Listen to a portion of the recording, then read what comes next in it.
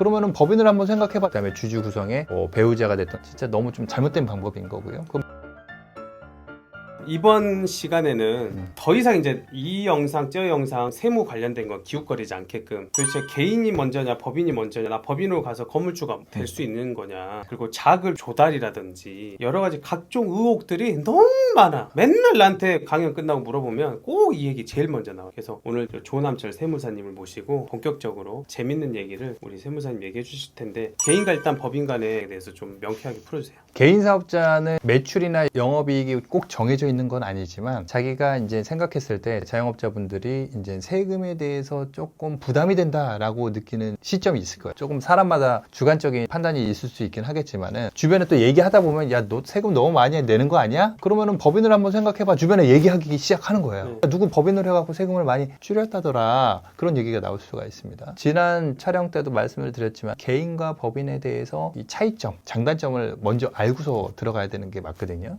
개인은 그냥 혼자서 벌고 혼자서 세금 다 많이 내면 끝나요. 근데 법인으로 하게 되면은 특히나 사업장을 하나 하시면은 뭐 개인으로 하셔도 상관없는데 2개, 3개 이렇게 여러 개의 사업장을 하시는 분들이 항상 법인을 생각을 하시게 됩니다. 그런 경우에 이 2번째 사업장, 3번째 사업장을 법인으로 돌려야 되느냐? 안 그러면은 자기 누진세 피하려고 뭐 와이프 명의, 어머니 명의, 그다음에 아버지 명의로 막 하나씩 하는 경우들도 있어요. 그쵸. 그거는 진짜 너무 좀 잘못된 방법인 거고요. 그럼 명의대여 사업장이라고 하는데 그거는 세법적으로 페널티가 있고, 그다음에 그런 부분들을 피하기 위해서는 법인을 반드시 활용을 해서 깔끔하게 다 본점 지점을 넣어서 여기서 이제 매출을 합산해서 법인세 내고 월급 받아가고, 그다음에 부족하면 배당 받아가고, 그다음에 주주 구성에 뭐 배우자가 됐던 자녀가 됐던 아버지가 됐던 실제적인 출자금을 출연해서 배당을 받아가게끔 정상적인 구조로 만드는 게 중요하고요. 그냥 샌님 같은 얘기 하는 게 아니라, 제가 개인 사업자 할 때 뭐라 했는데 법인이니까 확실히 자산을 또 취득하고 하니까 은행에서도 확실히 레버리지를 확실히 더 대출도 많이 해주고 자금 쓰라고 더 신용이 좋아지더라고요. 은행이 바보가 아니기 때문에요. 굉장히 합리적으로 이성적으로 판단을 해서 대출 금리라든지 그 다음에 대출 금액을 내주는 거기 때문에 레버리지를 잘 활용하면 좋습니다. 또 궁금한 게 네. 강연 많이 다니시잖아요. 예. 오늘도 강연 지금 여수에서 하고 온 거 알고 있는데 저한테도 계속 법인가 이런 얘기 또 계속 물어보잖아요. 세무사님이 질문 받는 거 그냥 꿀팁 얘기해 주세요. 지난 영상이 2달 전인가 아마 나간 걸로 알고 있는데요. 이제 그동안에 이 영상을 보시고 이제 질문 문의해 주신 분들이 굉장히 많으셨거든요. 그 부분에 대해 갖고 어떤 분들이 어떤 형태로 물어보셨는지를 제가 한번 피드백을 한번 좀 드릴 텐데요. 프랜차이즈를 2개 하고 있다, 3개 하고 있다, 여러 개 하고 있다. 근데 사업장을 여러 개 하다 보니까 이 세금을 줄이고 싶다, 그런 분들이 있었고요. 그리고 또 한편으로는 그분들이 사업을 잘 하시니까 난 프랜차이즈 본사를 만들려고 하는데 법인을 세우고 싶다, 그런 분들이 굉장히 많았습니다, 사실은. 다 궁금한 질문들인데요. 그래서 이제 말씀을 간단하게 드리게 되면은 예를 들어 건물을 산다든지 어떤 프랜차이즈 확장을 한다든지 하게 되면은 에쿼티가 많은 금액이 필요할 수가 있거든요. 그러면은 최소 에쿼티가 3억 원 있어야 되잖아요. 근데 이제 현금이 1억밖에 없어. 그 아버님이 2억을 빌려줄 수도 있잖아요. 그러면은 개인 간에 이제 그 금전대차를 하게 되면은 2억 1,700 정도를 무이자로 대출을 받을 수가 있어요. 꼭 증여를 하는 거 고민하지 말고. 그렇죠. 차용증 거래를 통해서 빌려올 수가 있습니다. 여기서 이자도 줘야 되죠. 무이자 가능한 금액이고요. 무이자로 해도. 세법상 증여의제라는 부분이 있는데 원금에 곱하기 세법상 인정이자율이 4.6% 한 금액 자체가 1,000만 원이 넘어가게 되면 그 1,000만 원이 넘어가는 금액에 대해서 증여세를 매깁니다. 그런데 이거는 아버지가 아들에게 돈을 빌려줬을 때에 대한 무이자, 이 분기점이 2억 1,700인 거고요. 근데 아버지가 아들 법인에게 돈을 빌려줄 때는 이게 10배수가 돼요. 뭐냐면은 이자 상당액이 아까 1,000만 원 넘어가면 증여의제라고 했잖아요. 네. 근데 법인이라고 하게 되면은 법인이 이득 본 거 자체가, 그 주주가 이득 본 거 자체가 1억이 넘어가야 돼요. 그러면 어쨌든 1,000만 원 1억이잖아요. 그럼 원금 곱하기 4.6, 얘는 1,000만 원, 얘는 1억. 그럼 10배수 올라갔잖아요. 그럼 원금이 아까는 2억 1,700인데 요 밑에는 21억 7천이 되는 거예요. 그 부분을 고민을 해볼 수가 있다. 그러니까 21억 7천까지는 무이자로 법인을 줘도 상관없다. 그렇죠. 결론은. 맞습니다. 네. 근데 그거는 또 심지어 주주별이기 때문에 주주가 여러 명이면 주주가 금액이 더 여러 커질 명이면 수 커질 수 있습니다. 그래서 이 법인을 활용하려고 하는데 에쿼티가 부족한 경우에 어떻게 해야 되냐, 아버지한테 돈을 좀 빌려 올 수도 있고 증여를 받을 수 있는데 어떤 식으로 하는 게 좋냐, 그런 질문들이 굉장히 많았습니다. 댓글 내용 중에서 조금 아시는 분이 댓글을 달아주신 건데 개인과 법인의 세금을 비교를 했는데 소득금액 1억에 대해서 사업소득 2천만 원이고 그 다음에 법인 같은 경우 소득금액 1억인데 1억 연봉으로 빼게 되면은 소득세가 1,300, 1,400이라고 얘기를 드렸어요. 그랬더니 댓글로 뭐라고 달렸냐면은 야, 왜 4대 보험 얘기는 안 하냐. 4대 보험도 나오는데 대표이사로서 근로소득 1억을 받으면은 여기에 대해서 4대 보험 나옵니다. 고용산재 빼고 15%가 나옵니다. 그런데 개인 사업자도 똑같이 사업소득 1억이면 거기에 따른 건강보험료, 국민연금이 15% 똑같이 나와요. 네. 그러니까 얘는 똑같이 나오니까 비교 대상이 아닌 거예요. 그렇죠. 근데 사람들이 착각을 하실 수가 있는 게 근로소득은 4대 보험 바로 생각이 나잖아요. 이 급여에 대해서 4대 보험 뗀다는 게 익숙하기 때문에 그 사업소득에 대해서도 4대 보험을 뗍니다. 맞아요. 그 소득 금액을 평균 내서 그 다음 연도 10월달, 11월달 정산해갖고 건강보험료 재정산이 들어갑니다. 그리고 국민연금도 정산이 들어갑니다. 맞아요. 근데 법인으로 하게 되면은 마치 4대 보험이 더 나온다고 혹시 착각하실 수도 있는데 그건 아니라는 거를 설명을 네네. 한번 드리고 싶습니다.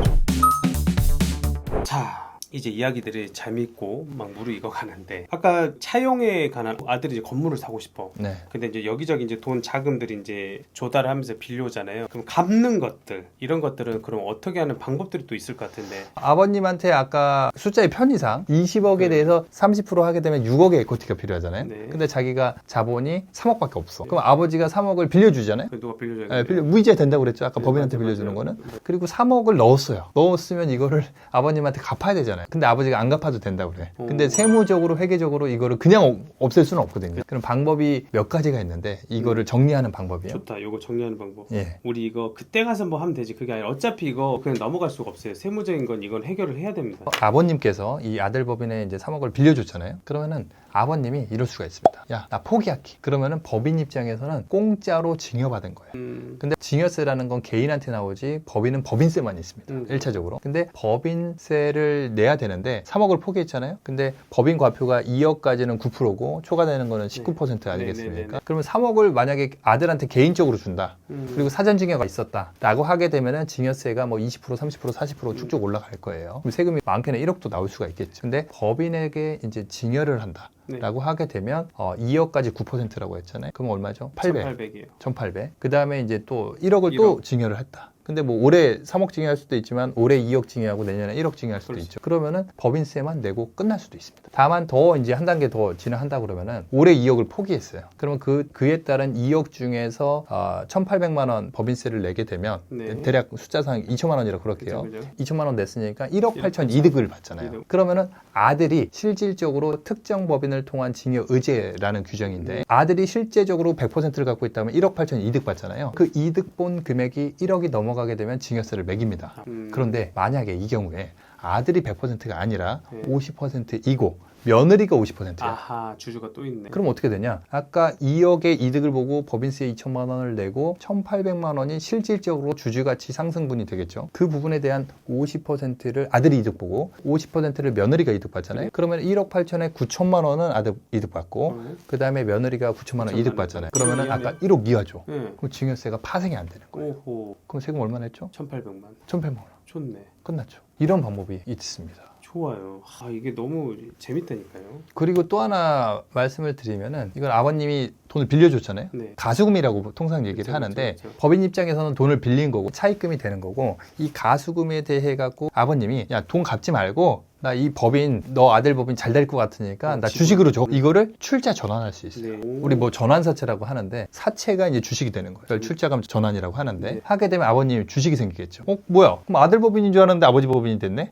일시적으로는 이렇게 될 수가 있습니다. 하지만 아버님이 예를 들어 갖고 3억에 대한 에코티를 넣고 한 1년 있다가 유상 감자라는 게 있습니다. 출자금 전환하는 걸 유상 증자라고 하거든요. 네. 그 다음에 자기가 엑시트하는 거를 유상 감자라고 합니다. 네. 이때 대가를 3억 넣었지만은 1억에 빠질 수도 있고 그 다음에 또 3천만 원으로 빠질 수도 있고 그런 것들이 되는 겁니다. 너무 재밌다.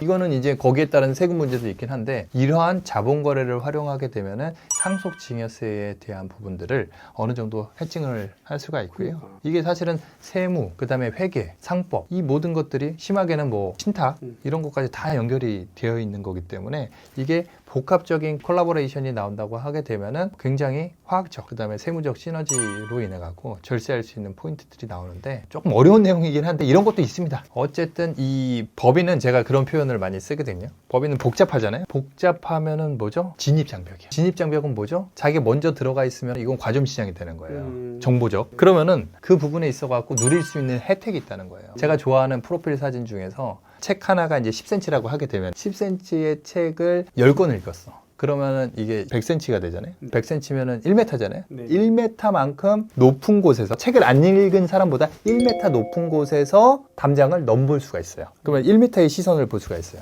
그런데 만약에 책을 10권이 아니라 100권 읽었어요. 그러면 이 사람은 1m 높이에서 세상을 구경하지만 책을 100권 읽은 사람은 이 정보, 지식이라는 거예요. 이거 자체가 책이 다 정보고 지식이기 때문에 1m 높이에서 세상을 내려다볼 수가 있어요. 이 갭 차이가 너무 나네요. 그렇죠. 세무도 똑같아요. 아하. 부동산도 마찬가지예요. 왜 공부하죠? 남들이 못 보는 그 요소들을 캐치하려고 보는 거잖아요. 진리다. 이거 건물주 나는 언제 되냐? 다 뜬구름 잡는 영상이잖아. 세무적인 거. 그거 다 돈 벌어서 해야 되잖아. 이런 사람들한테 아주 좀 쓴소리를 해주신다면. 습관은 무섭습니다. 생각은 말을 낳고 말은 행동을 낳습니다. 행동은 변화를 낳고요. 변화는 습관이 됩니다. 습관은 인생이 됩니다. 나중에 이제 건물주가 된다 하더라도 지금 이 하나의 그 단계에 올라가는 포커싱을 맞춘다고 하게 되면은 모든 분들에게 좀 더 유익한 영상이 되지 않았을까 하는 마음으로 영상 마지막 멘트를 하고 싶습니다. 중간중간 이렇게 계속 세무적인 걸 습관을 들여라. 그래야 이제 행동하면서 결국 돈을 아끼게 되고 결국 건물주도 될 수 있을 것이다. 맞습니다. 이거 습관입니다. 이 작은 변화가 있냐 없냐가 건물주가 되냐 안 되냐를 만든다고 저는 생각을 합니다. 맞아요. 이거 돈 버는 채널이거든요. 돈 벌려고 그러면 움직여야 돼요. 그러니까요.